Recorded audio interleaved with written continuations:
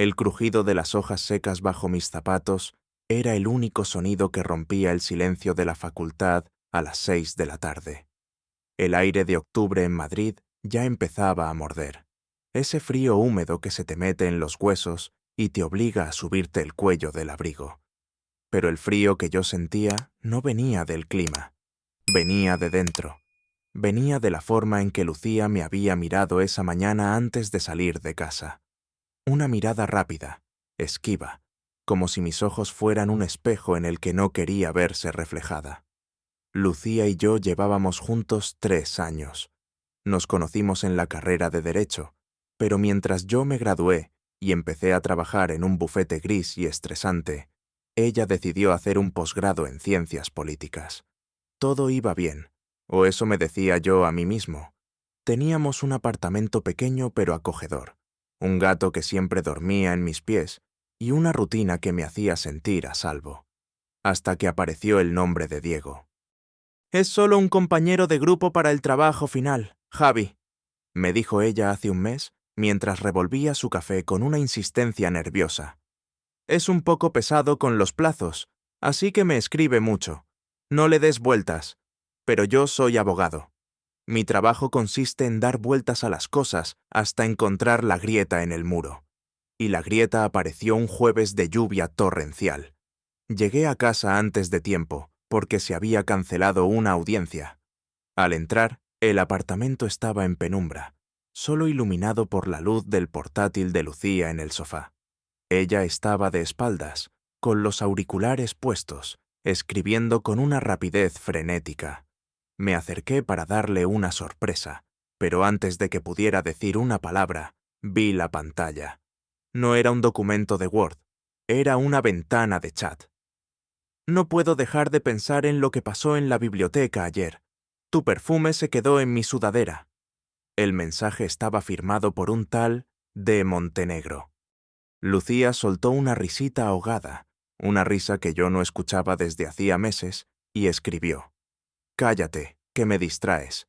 Mi marido llega en cualquier momento». El corazón me dio un vuelco tan fuerte que sentí náuseas. Retrocedí hacia la puerta con cuidado.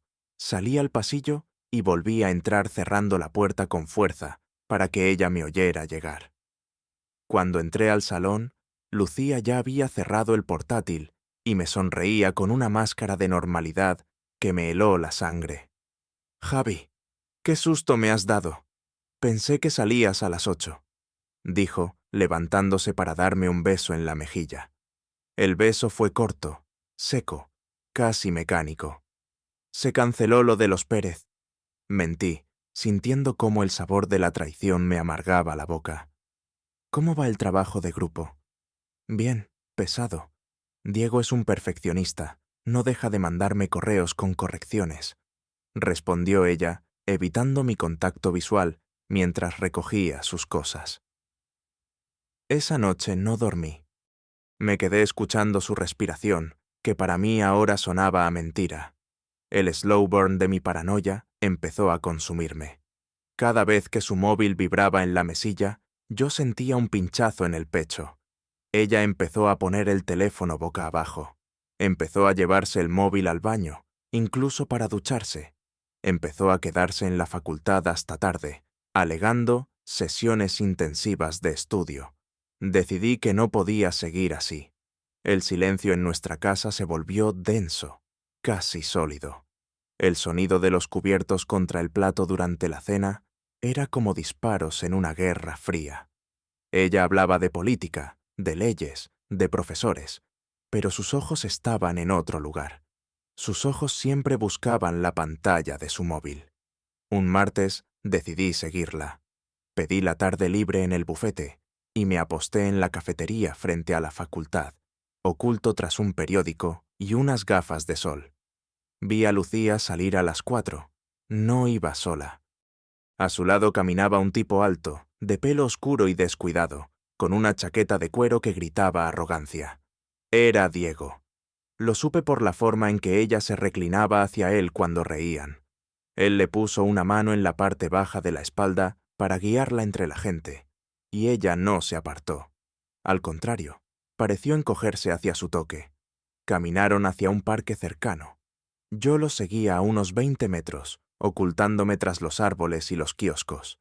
El cielo estaba gris, amenazando con otra tormenta.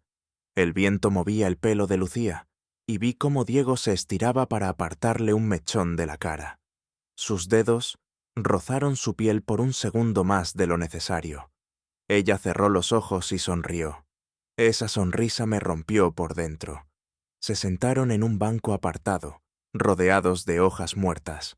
Sacaron unos apuntes, fingiendo que estudiaban, pero sus manos se buscaban bajo los papeles.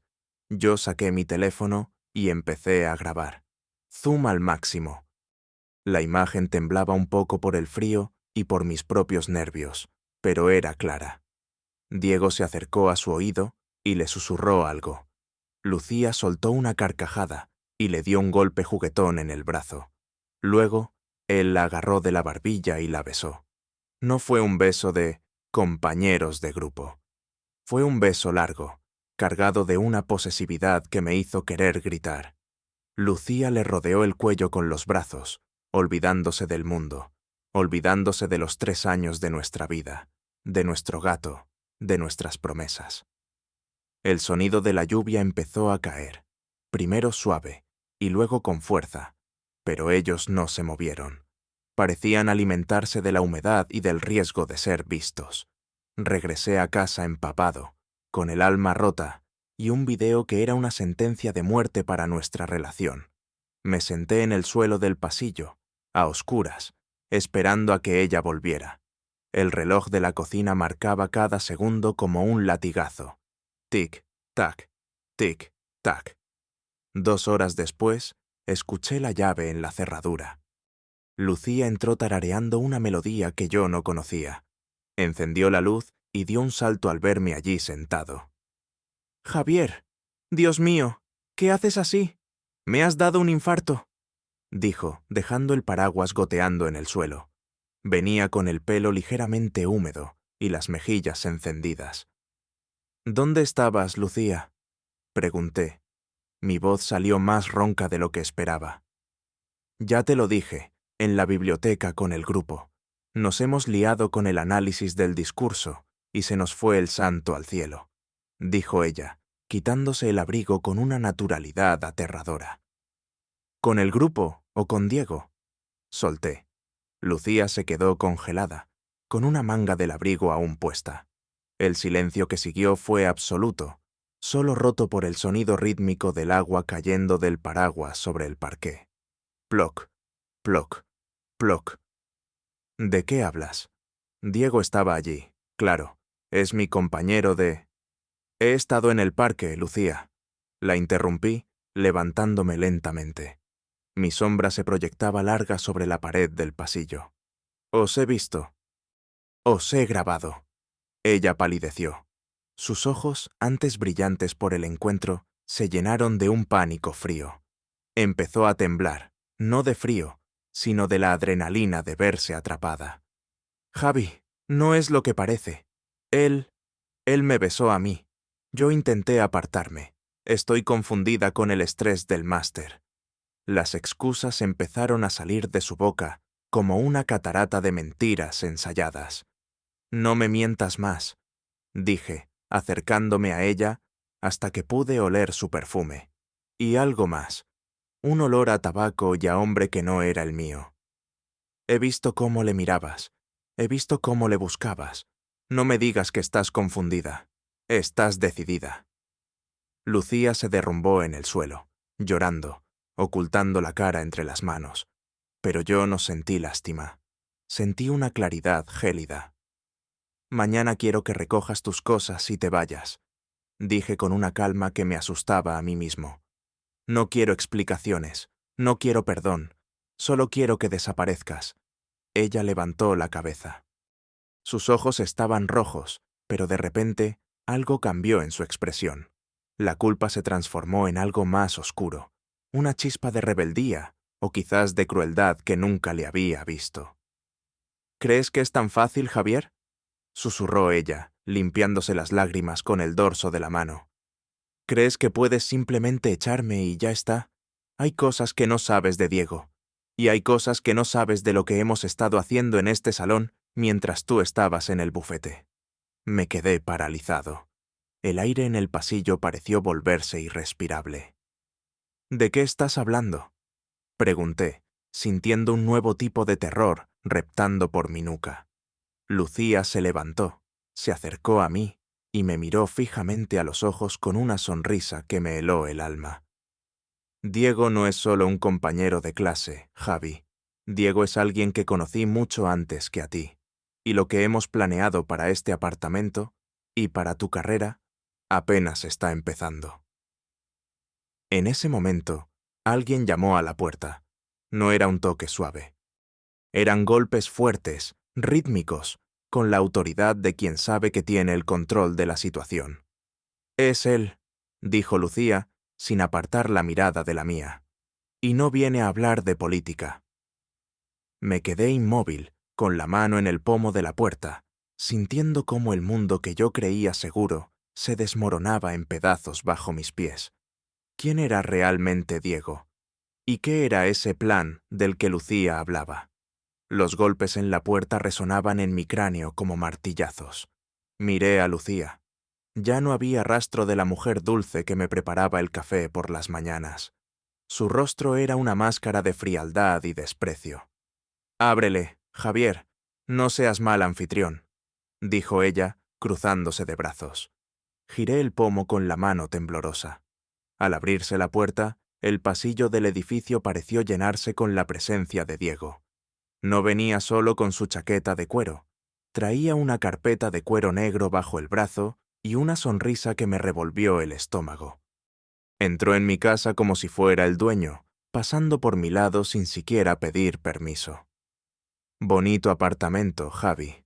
Tienes buen gusto para la decoración, aunque un poco clásico para mi gusto», dijo Diego, dejando la carpeta sobre la mesa de cristal de nuestro salón. «¿Qué haces aquí? ¿Fuera de mi casa ahora mismo o llamo a la policía?», logré decir, aunque mi voz me traicionó con un leve quiebro. Diego soltó una carcajada seca, mientras Lucía se acercaba a él, y frente a mis propios ojos, le pasaba la mano por el pecho con una familiaridad hiriente. «La policía es lo último que quieres que aparezca aquí, compañero», dijo Diego, abriendo la carpeta. «Lucía me ha contado mucho sobre tu bufete, sobre esos ajustes de cuentas que haces para tus clientes más importantes, esas facturas infladas, esos documentos que, digamos que no cumplen del todo con la legalidad». Sentí que el suelo desaparecía bajo mis pies. ¿Cómo lo sabía? Eran secretos que solo yo guardaba en mi ordenador personal, el mismo que compartía con Lucía. «He estado recolectando información de tu portátil durante meses, Javi», dijo Lucía, sentándose en el sofá con una elegancia depredadora. «Cada vez que pensabas que estaba estudiando para el máster, estaba extrayendo tus archivos confidenciales. Diego no es solo un estudiante de políticas, es un experto en auditorías y ciberseguridad. Nos conocimos en un foro hace años, mucho antes de que tú aparecieras con tu traje barato y tus promesas de estabilidad aburrida». «¿Por qué?», susurré, mirando a Lucía. «Te lo di todo. Te amaba». «¿Amor?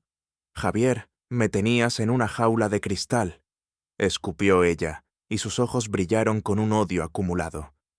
«Quédate en casa, estudia, ya te mantengo yo. Eras mi carcelero, no mi marido. Diego me ofrece adrenalina y me ofrece una salida». Diego sacó un documento de la carpeta y lo deslizó sobre la mesa. Era una cesión de derechos sobre nuestra cuenta de ahorros conjunta y un documento de transferencia de propiedad de nuestro coche.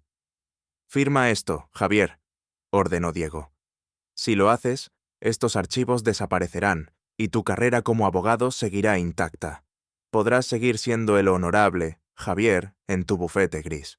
Si no, bueno, digamos que el Colegio de Abogados recibirá un correo electrónico muy interesante mañana a primera hora». El silencio que siguió fue asfixiante.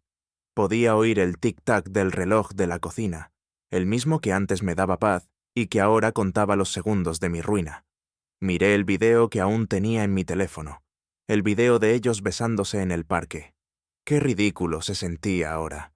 Yo pensaba que tenía la sartén por el mango con una prueba de infidelidad, cuando ellos tenían mi vida entera en una carpeta negra. ¿Y si firmo? Pregunté, sintiendo que las lágrimas empezaban a nublar mi vista. Si firmas, Lucía se va conmigo esta noche. Te quedas con tu libertad y con tu bufete. Ella se queda con el dinero y el coche. Un intercambio justo, ¿no crees? Diego me tendió un bolígrafo. Miré a Lucía una última vez. Ella me miraba con una indiferencia que dolía más que cualquier grito. No había rastro de arrepentimiento. Estaba lista para borrarme de su existencia como quien borra un archivo corrupto. Tomé el bolígrafo. Mis manos sudaban. Firmé. Firmé cada documento, sintiendo que cada trazo era una puñalada en mi propio corazón. Cuando terminé, Diego recogió los papeles con un gesto triunfal. Un placer hacer negocios contigo, Javi. Tienes suerte. Otros habrían pedido más. Lucía se levantó, tomó su bolso y su abrigo. No me miró al salir. Se detuvo en el umbral de la puerta, de espaldas a mí. Por cierto, Javier, dijo ella en voz baja, el gato se queda contigo. Nunca me gustaron los animales. Solo fingía que me importaba porque a ti te hacía feliz. La puerta se cerró tras ellos con un sonido seco, definitivo. Me desplomé en el sofá, rodeado por el silencio de un apartamento que de repente parecía inmenso y vacío. Me quedé allí durante horas, mirando la oscuridad, procesando que lo había perdido todo. Mi dignidad, mis ahorros, mi esposa y mi fe en las personas. Pero el giro psicológico apenas estaba empezando. Cerca de las 3 de la mañana, mi teléfono vibró. Era una notificación de una cuenta de correo secundaria que Lucía no conocía. Una cuenta que yo usaba para mis trabajos más oscuros en el bufete. Había recibido un archivo comprimido de un remitente anónimo. Lo abrí. Eran grabaciones de audio. Eran conversaciones entre Diego y una voz masculina que no era la mía. ¿Ya lo tienes todo, Diego?, preguntaba la voz. Sí, el idiota ya firmó. Tenemos los ahorros y el coche, respondía Diego. Perfecto. Lucía no sabe nada, ¿verdad? Nada. Cree que nos vamos juntos a otro país para empezar de cero. No sabe que en cuanto crucemos la frontera, la dejaré en una gasolinera sin un céntimo. Todo el dinero irá a nuestra cuenta, papá. La sangre se me heló. La voz masculina era la de mi propio jefe en el bufete, mi mentor, el hombre que me había enseñado todo. Diego no era un exnovio de Lucía, era el hijo de mi jefe. Todo había sido un montaje coordinado desde mi propio trabajo para vaciar mis cuentas y deshacerse de mí, usando la vulnerabilidad y la ambición de Lucía. Ella creía que estaba engañándome a mí con su gran amor, pero estaba siendo usada por una red mucho más grande y cruel. Ella no era la villana principal, era otro peón en un tablero que yo no había visto. En ese momento sentí una risa amarga subir por mi garganta, una risa histérica que se convirtió en carcajadas en medio del salón vacío. Lucía se había ido pensando que era libre y rica, cuando en realidad se dirigía a su propia destrucción de la mano del hombre que decía amarla. Me levanté y caminé hacia mi ordenador. Ellos pensaban que lo habían borrado todo, pero yo soy abogado y experto en estructuras, y si algo sabía hacer bien, era construir una defensa, o una demolición. Tenía una última carta. Los documentos que Diego se llevó eran copias legales, sí, pero las cuentas de las que habían extraído el dinero estaban vinculadas a una investigación de blanqueo de capitales que yo mismo había iniciado de forma secreta, meses atrás, para protegerme de mi jefe. Al firmar esos papeles, Diego y Lucía acababan de poner sus nombres en el centro de una investigación de la Interpol. El dinero no les daría una vida nueva, les daría una celda en una prisión internacional.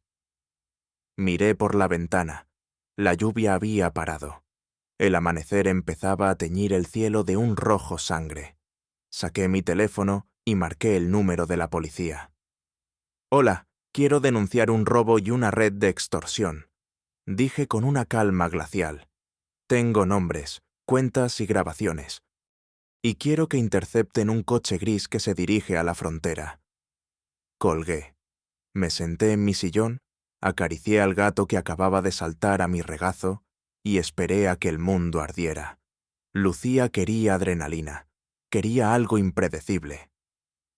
Bueno, la justicia es muchas cosas, pero cuando un hombre no tiene nada que perder, la justicia se vuelve lo más impredecible del mundo. Ella pensó que me había dejado en la oscuridad. Lo que no sabía es que yo siempre he sabido moverme mejor en las sombras que en la luz.